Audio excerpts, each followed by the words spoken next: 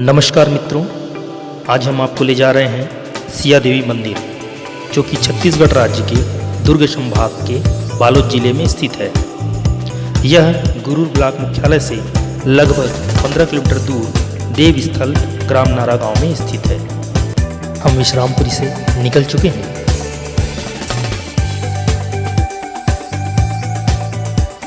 यह कोर गांव है, जो कि विश्रामपुरी से लगभग 10 किलोमीटर और केसकाल से भी लगभग 10 किलोमीटर की दूरी पर स्थित है। यह गांव विकास की ओर अग्रसर है। लगभग 60% भारतीय नागरिक गांव में निवास करते हैं। यदि मैं एक गांव को असली भारत कहता हूं, तो यह गलत नहीं होगा, क्योंकि गांव ही भारत की वास्तविक परंपरा और संस्कृति को आगे बढ़ाते हैं। बदलते इस ज़माने में शहरों के साथ साथ गाँव भी बदलाव की ओर अपना कदम बढ़ा रहे हैं। पुराने समय में गांव में सड़कें नहीं होती थीं, बिजली नहीं होती थी और पानी की व्यवस्था भी अभी जैसी नहीं थी, जिससे किसानों को कई मुसीबतों का सामना करना पड़ता था। लेकिन आज बदलते इस ज़माने में गांव में भी सड़क, बिजली, पानी की सारी सुविधाएं उपलब्ध करा दी गई है।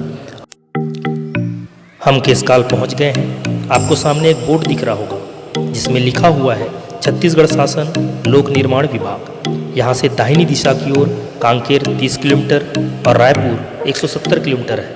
वहीं बाईं ओर कोंडागांव 55 किलोमीटर और जगदलपुर 160 किलोमीटर में स्थित है। चलिए आगे बढ़ते हैं।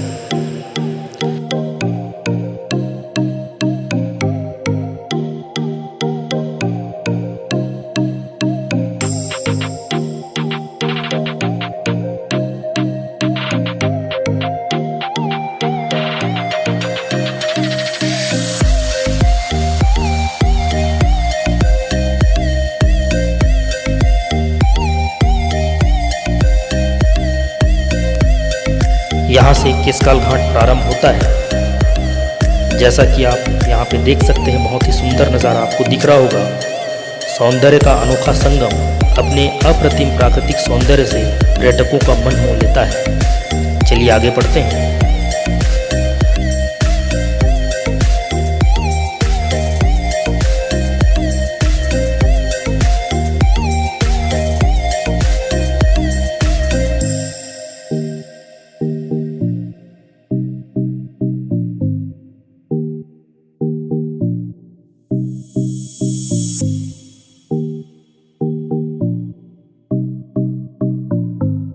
अगर इतिहास की बात करें तो 1910 में अंग्रेजों ने इस घाटी पर सड़क बनवाई थी।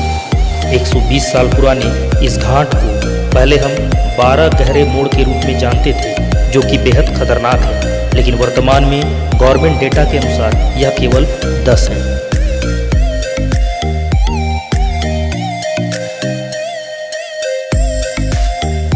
सामने कुछ ही दूरी पर आपको एक मंदिर दिख रहा होगा। यह मंदिर तेलिन सती माता का मंदिर है, जिसकी अपनी एक मान्यता है।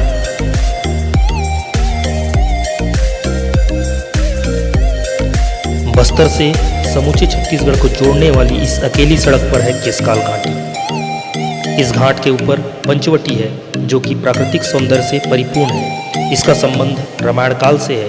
इतिहास के अनुसार इस स्थान की अपनी एक मान्यता है। चलिए आगे बढ़ते हैं।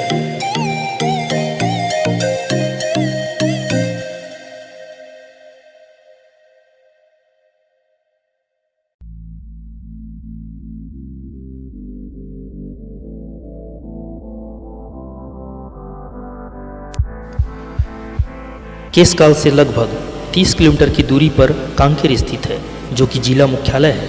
अगर हम यहाँ के इतिहास के बारे में बात करें तो कांकेर का प्राचीन नाम कैंकर्य था। यहाँ के राजा सोमवंशी थे। सोमवंश के संस्थापक सिंहराज थे। यहाँ के प्रसिद्ध शासक हुए राजा भानुदेव, जिनके नाम से यहाँ विद्यालय और महाविद्यालय हैं। 1998 में कांकेर को एक जिले के रूप में पहचान मिली। वर्तमान में जिले का कुल क्षेत्रफल लगभग 5285 वर्ग किलोमीटर है।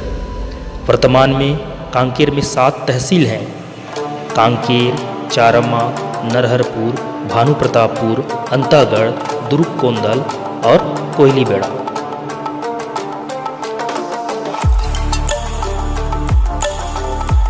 यह पूरा पहाड़ी इलाका है।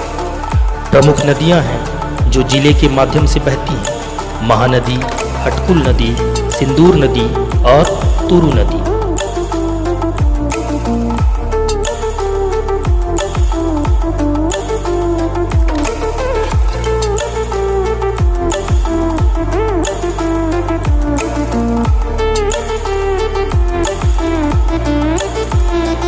हम कांकेर प्रवेश कर चुके हैं। यहाँ पर सड़कों का कार्य निर्माणाधीन है, इसलिए हम शहर के बाहरी रास्ते से आगे की ओर बढ़ेंगे। यहाँ की कुछ जानकारी आप लोगों से साझा करना चाहूँगा। इसी ज़िले के अंतर्गत मलाज कुंडम है, जहाँ से दूध नदी का उद्गम हुआ है। कांकेर से लगभग 30 किलोमीटर दूर स्थित दुधावा जलाशय है, जिसकी स्थापना 1963 में हुई थी और यह दुधावा गांव में महानदी पर बनाया गया है। ऐतिहासिक धरोहर के रूप में यहाँ गड़िया पहाड़ प्रदेश भर में विख्यात है। कांकेर रायपुर से लगभग 140 किलोमीटर दूर और जगदलपुर से लगभग 160 किलोमीटर दूर है। यह राष्ट्रीय राजमार्ग 30 में स्थित है।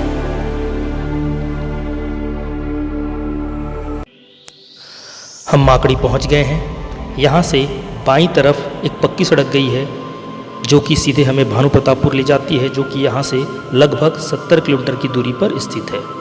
माकड़ी का ढाबा प्रदेश भर में अच्छे भोजन के लिए फेमस है। चलिए आगे बढ़ते हैं।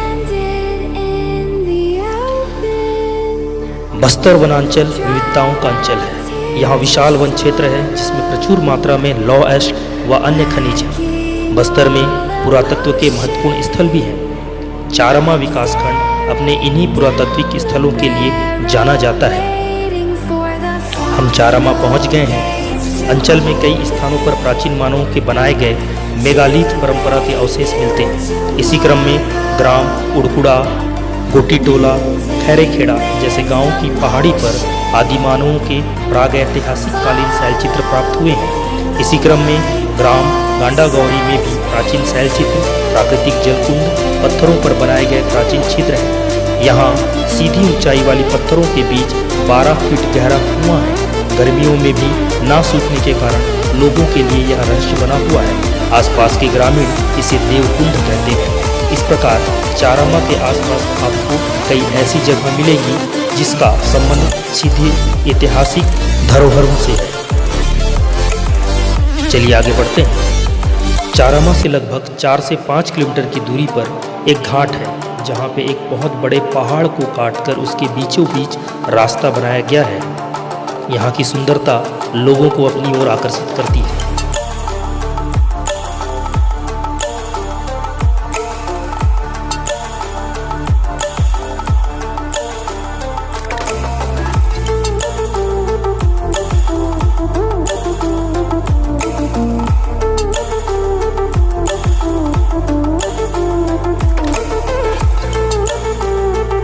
चलिए आगे बढ़ते हैं।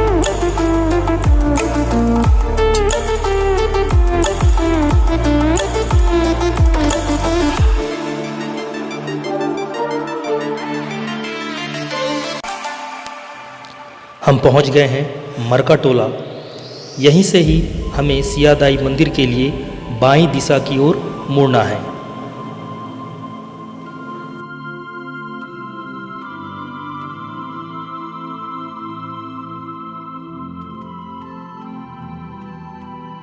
यहाँ पे एक छोटा सा नाका बना हुआ है, जहाँ पे चेकिंग होती है। चलिए आगे बढ़ते हैं।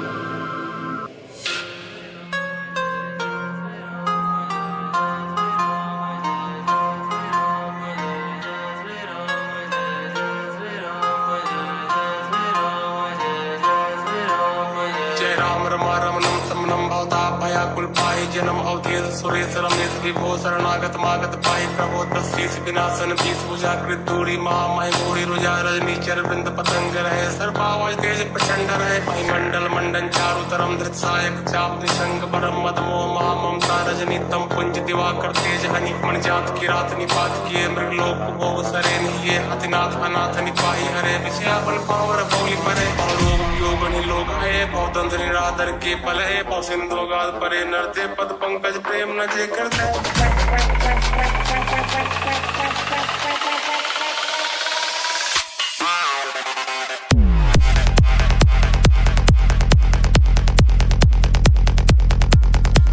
सामने एक पत्थर दिख रहा होगा जिसमें लिखा हुआ है पर्यटक स्थल सिया देवी मंदिर। नीचे तीर का निशान है जो हमें मंदिर जाने की दिशा की ओर इंगित करता है। चलिए आगे बढ़ते हैं।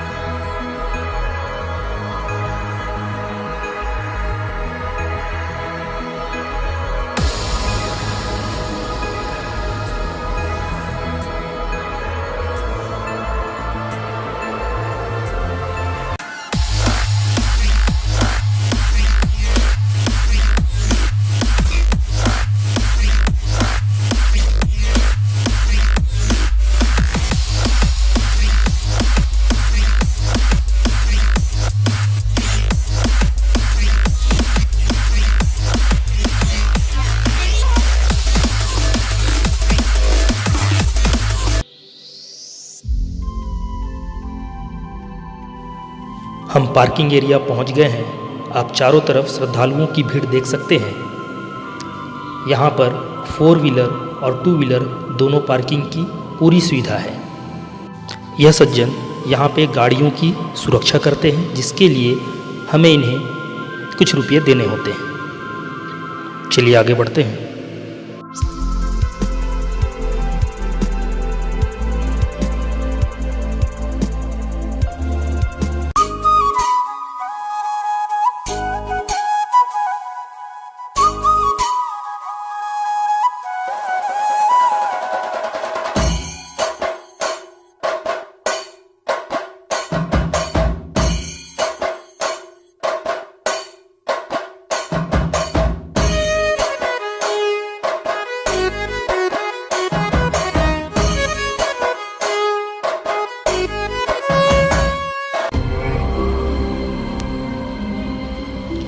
मंदिर से कुछ ही दूर पहले हम देखते हैं दाहिने तरफ भगवान शिव, माता पार्वती, भगवान गणेश और नंदी की मूर्ति स्थापित की गई है।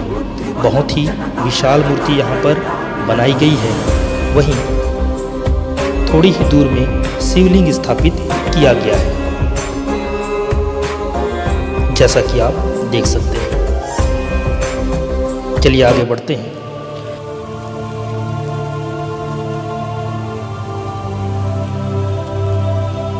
मंदिर के आसपास रास्ते के दोनों तरफ बहुत सारे स्टॉल लगाए गए हैं, जहां भगवान को भेंट करने के लिए नारियल, अगरबत्ती और अन्य वस्तुएं उपलब्ध हो जाएंगी। हम भी नारियल और माता के लिए चुनरी ले लेते हैं। चलिए आगे बढ़ते हैं।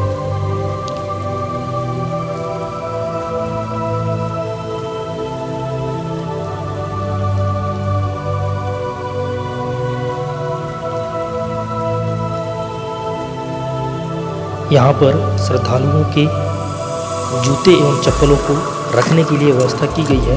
आप यहाँ आके जूते और चप्पल यहाँ रख कर ही अंदर प्रवेश करें। यह सिया देवी मंदिर है। यहाँ की मान्यता है, प्राचीन समय में यह स्थान दंडकारण्य क्षेत्र में आता था। मान्यता है कि वनवास काल में भगवान श्री राम और लक्ष्मण सीता माता को ढूंढते हुए यहाँ आए थे। पति के प्रति निष्ठा का परीक्षण लेने के लिए माता पार्वती ने माता सीता के रूप में भगवान राम की परीक्षा ली, लेकिन भगवान राम ने उन्हें पहचान लिया और माँ के रूप में संबोधित किया। माता पार्वती को इस घटना से अपराध बोध हुआ। उन्होंने इस संबंध में भगवान शिव को बताया और क्षमा मांगी।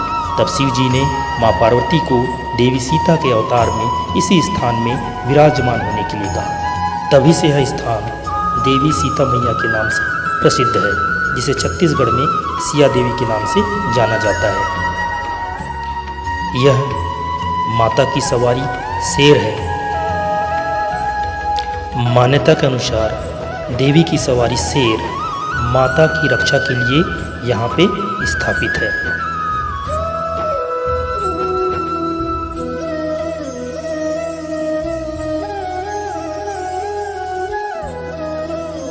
यहाँ पे आप देख सकते हैं भगवान शिव, माता पार्वती का भी चित्र यहाँ पे अंकित किया गया है। यहाँ पे आप देख सकते हैं भगवान हनुमान की मूर्ति यहाँ पे स्थापित की गई है। यह मूर्ति बहुत ही विशाल है।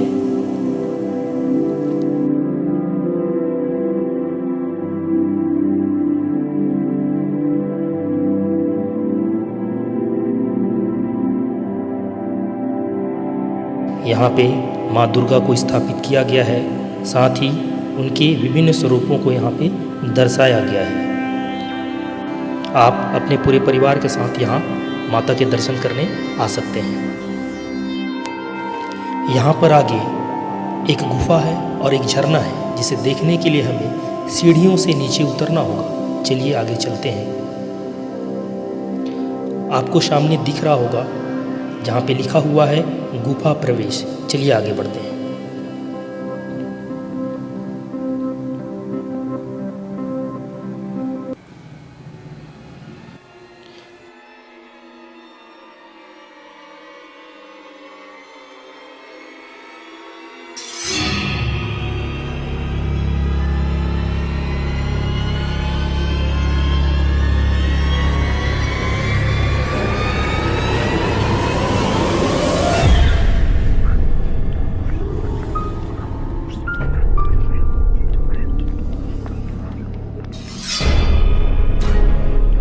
चलिए प्रवेश करते हैं।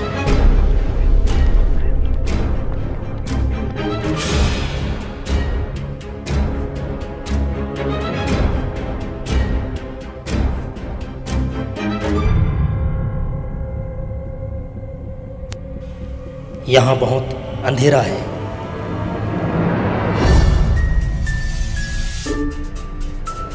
हमें आगे बढ़ने के लिए मोबाइल का लाइट ऑन करना होगा।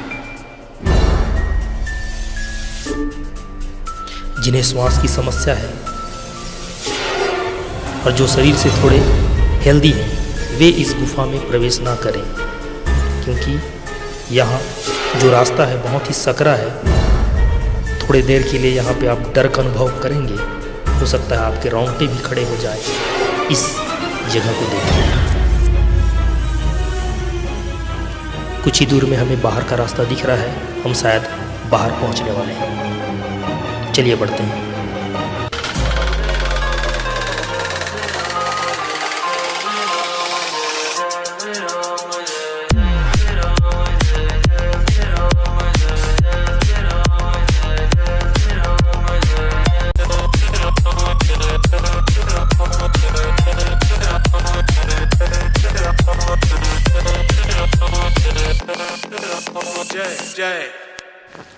यहाँ पे आपको एक ऋषि दिख रहे होंगे, जो कि बहुत ही श्रद्धा भाव से यहाँ पे बैठे हुए हैं। हम नहीं जानते ये कौन है, लेकिन इनकी श्रद्धा भक्ति हमें दिख रही है।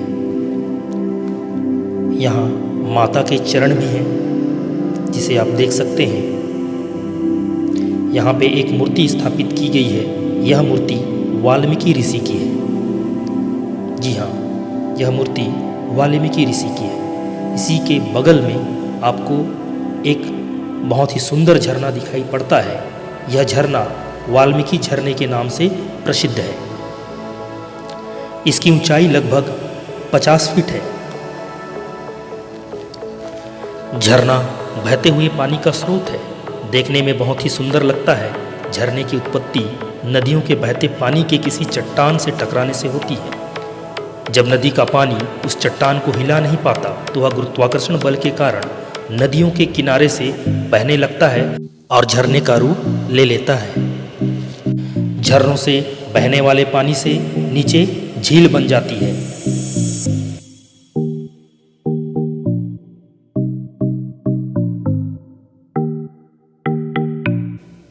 झरने प्राकृतिक आकर्षण का बहुत बड़ा केंद्र है और इनका सौंदर्य अतुल्य है।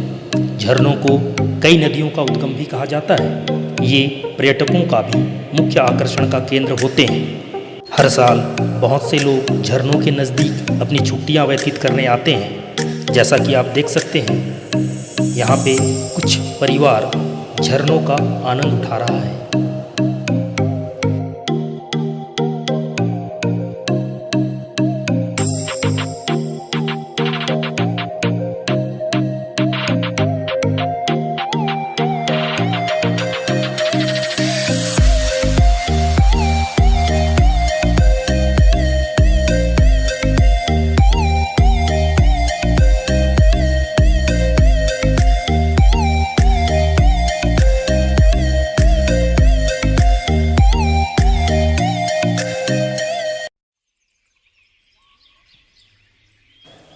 बारिश में यह जगह खूबसूरत झरने की वजह से अत्यंत मनोरम हो जाती है और एक प्राकृतिक झरना लोगों को बहुत प्रिय होता है। अब हम वापस सीढ़ियों से ऊपर की ओर चलते हैं।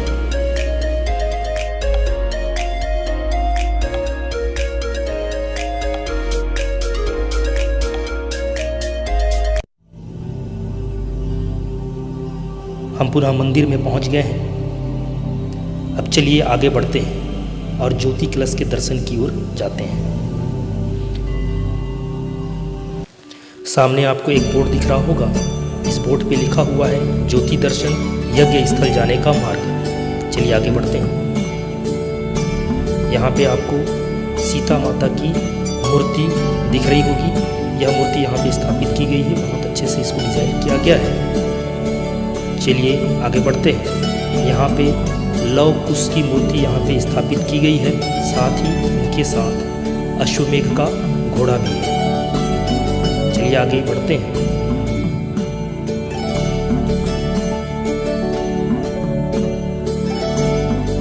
आगे आपको एक शक्तिपीठ दिख रहा होगा। यहाँ पे प्रतिवर्ष नवरात्र में जोत जलाया जाता है। हम अंदर प्रवेश नहीं करेंगे, आप बाहर से ही इसका दर्शन कर सकते हैं। चलिए आगे बढ़ते हैं। यहाँ पे भगवान श्री राम और भगवान लक्ष्मण की मूर्ति स्थापित की गई है। जैसा कि आप देख सकते हैं, बहुत अच्छे से यहाँ पे इसको डिजाइन किया गया है। चलिए आगे बढ़ते हैं। हम पुनः मंदिर की ओर जा रहे हैं। आप यहाँ से मंदिर को देख सकते हैं। कितना सुंदर मंदिर का नज़ारा यहाँ पे दिख रहा है।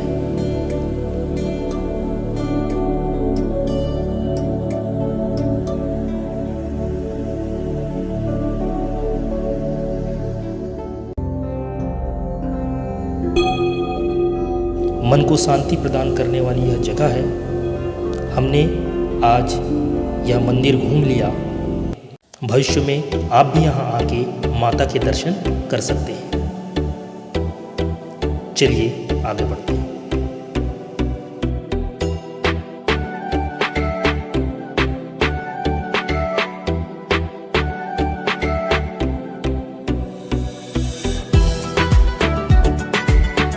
यहाँ बाईं ओर एक छोटा सा डैम है, जहाँ बारिश के कारण बहते हुए पानी में बहुत ही अच्छा दिखाई देता है, लेकिन अभी वहाँ पानी नहीं है। चलिए आगे की ओर बढ़ते हैं।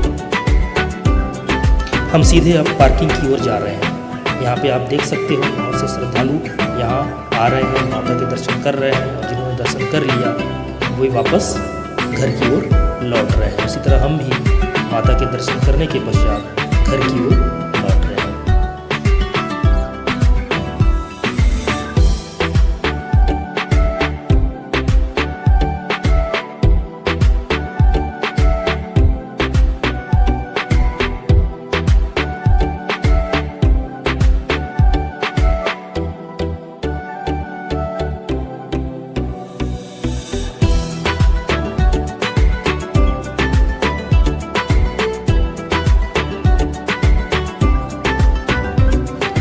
आपने यह मंदिर देख लिया।